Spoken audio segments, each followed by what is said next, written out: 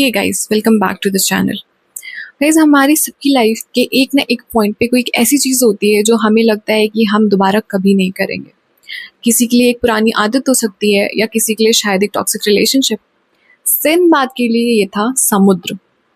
आज मैं लेके चलूंगी आपको सिंदबाद की लाइफ के डार्केस्ट चैप्टर में, जहाँ पर दुनिया का सबसे अमीर इंसान होना एक डेथ सेंटेंस के बराबर था। This is the sixth voyage of Sinbad. So let's begin. आपने कभी ध्यान दिया है इंसान कितना बेवकूफ़ होता है।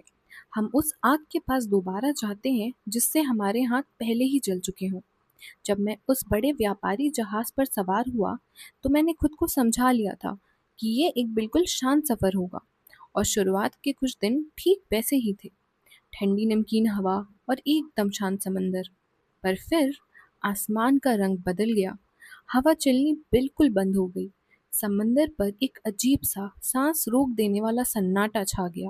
और फिर पानी के बहुत अंदर से एक अजीब और खतरनाक बहाव उठा। उसने हमारे जहाज को सिर्फ धक्का नहीं दिया, उसने हमें अपने शिकंजे में जकड़ लिया। हम उस पानी में एक लकड़ी के खिलौने की तरह घसीटे जा रहे थे। मैंने कप्तान की तरफ देखा।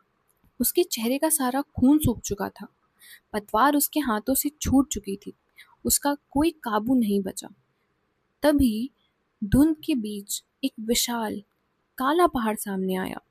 वो समुंदर से सीधा ऊपर निकल रहा था, जैसे किसी दानव के नुकीले दांत की दीवार हो। हम ठीक उसी की तरफ खींचे जा रहे थे।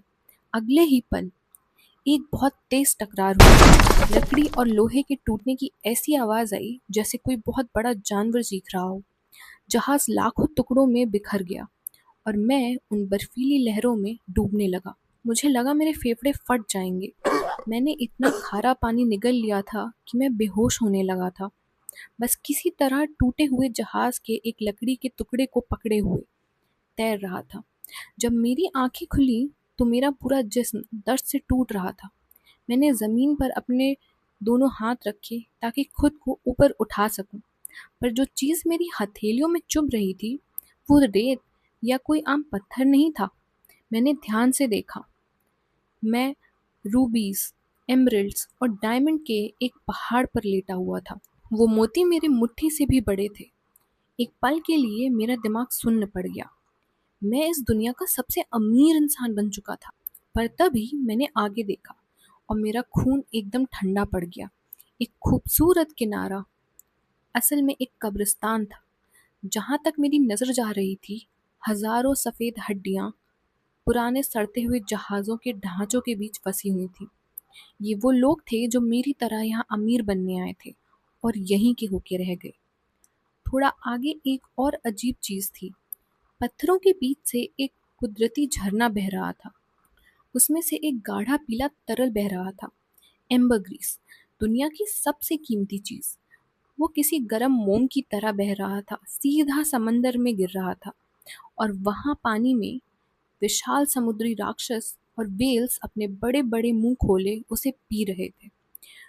वो राक्षस उस आइलैंड के चारों तरफ चक्कर काट रहे थे, यानी पानी के रास्ते निकलना नामुमकिन था। और हमारे पीछे जो पहाड़ था उसकी दीवारें शीशे की तरह चिकनी थी और सीधा बादलों तक जा रही थी। हम बुरी तरह फंस चुके थे। ये कहानी का वो हिस्सा है जहाँ इंसान का दिमाग बिल्कुल काम करना बंद कर देता है। एक अजीब सा डर। हमारे चारों तरफ ऐसी दौलत थी जिसके बारे में कोई सोच भी नहीं सकता। अगर आप वहां से एक पत्थर भी उठाते तो आप पूरा एक शहर खरीद सकते थे। पर उस पूरे आइलैंड पर एक भी फल नहीं था, घास का एक तिनका तक नहीं था। हमारे पास जहाज का जो थोड़ा बहुत पानी में भीगा हुआ खाना बचा था, हमने उसे बांट लिया। पर वो कितने दिन चलता? एक दिन, 2 दिन? मैं डायमंड के ढेर पर बैठा था और भूख की आग मेरे पेट को जला रही थी। एक एक करके मैंने अपने दोस्तों की आंखों की रोशनी बुझते देखी। जिन लोगों के साथ मैंने पूरी दुनिया घूमी थी, वो मेरे सामने भूख से तड़प तड़प कर मर रहे थे और उनके हाथों में सेब जितने बड़े हीरे थे। ये किस्मत का एक बहुत ही भद्दा मजाक था। मैंने अपने नंगे हाथों से उनकी कब्रें खोदी। हर एक कब्र खोदने के साथ मेरी आखिरी ताकत खत्म हो रही थी। आखिरी में मैं वहाँ अकेला बचा, उस आइलैंड के सन्नाटे के बीच जब मेरे हाथों में और उठने की हिम्मत नहीं बची तो मैंने एक आखिरी कब्र खोदी, अपनी खुद की। मैं उस मिट्टी में लेट गया, अपनी आंखें बंद की और उस जमीन के मुझे निगल लेने का इंतजार करने लगा। मैंने अपनी मौत को कबूल कर लिया था, पर जिंदा बचने की चाहत बहुत अजीब चीज होती है। वहां लेटे लेटे मुझे आवाज आई, तेज बहते हुए पानी की। आइलैंड के बीच से जो मीठे पानी की नदी बह रही थी, वो समुंदर में नहीं जा रही थी, वो अंदर की तरफ बह रही थी। वो सीधा उस पहाड़ के बेस पर बनी एक घनी काली गुफा में जा रही थी। जमीन के अंदर एक काला गड्ढा। मेरा दिमाग चीख चीख कर कह रहा था कि उसके अंदर जाना सीधा मौत है, पर मैंने खुद से कहा, मैं यहाँ भूख से तड़प कर मर सकता हूँ या वहाँ जीने की कोशिश करते हुए। मैंने चलने का फैसला किया। मरे हुए लोगों के टूटे जहाज़ों की लकड़ी से मैंने एक छोटा सा तख्त बनाया। मैंने रूबीज और एम्बरग्रीस की गठरियाँ उस तख्त से बांध दी। शायद ये इंसानी लालच थी, या शायद एक उम्मीद कि मैं जिंदा बचूंगा। मैंने खुद को लकड़ी से जोर से बांधा, एक गहरी सांस ली और उस काले अंधेरे में खुद को ढकेल दिया। उस गुफा का अंधेरा मुझे सिर्फ घेर नहीं रहा था, उसने मुझे पूरी तरह निगल लिया था। मुझे अपने खुद के हाथ तक नहीं दिख रहे थे। पानी बर्फ जैसा ठंडा था। कई दिनों तक मैं अंधों की तरह बहता रहा। उस गुफा की छत इतनी नीचे थी कि नुकीले पत्थर बार बार मेरे सर पर लग रहे थे। मेरा माथा छिल रहा था। मुझे नहीं पता था कि मेरे ठीक नीचे उस ठंडे पानी में किस तरह के जानवर तैर रहे हैं। कभी कभी पानी से कुछ आवाजें आती और मैं बस खुद को याद करता। आखिरकार भूख, ठंड और उस खौफ ने मुझे तोड़ दिया। मेरी हिम्मत जवाब दे गई और मैं उस अंधेरे में बेहोश हो गया। जब आखिरकार मैंने अपने आंखें खोली तो मैंने सोचा कि मैं उस दूसरी दुनिया में होऊंगा, पर मेरे चेहरे पर धूप थी। कुछ लोगों की आवाजें सुनाई दे रही थी जो कुछ दूसरी जुबान में बोल रहे थे, जो मुझे कुछ समझ नहीं आ रहा था। मैं मरा नहीं था। वो अंडरग्राउंड नदी मेरे तख्ते को उस पहाड़ के ठीक नीचे से होते हुए दूसरी तरफ निकाल लाई थी। मैं एक खूबसूरत हरी भरी वादियों में रुका था। वहाँ के लोगों ने मुझे देखा, मुझे उस तख्त से खोला और अपने राजा के पास ले गए।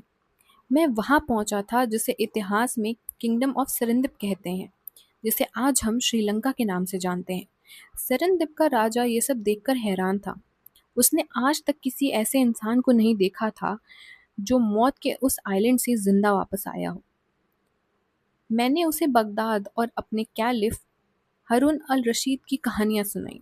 राजा मेरी हिम्मत से इतना मुतस्सर था कि उसने मुझे बिल्कुल मेहमानों की तरह रखा और मेरा इलाज करवाया।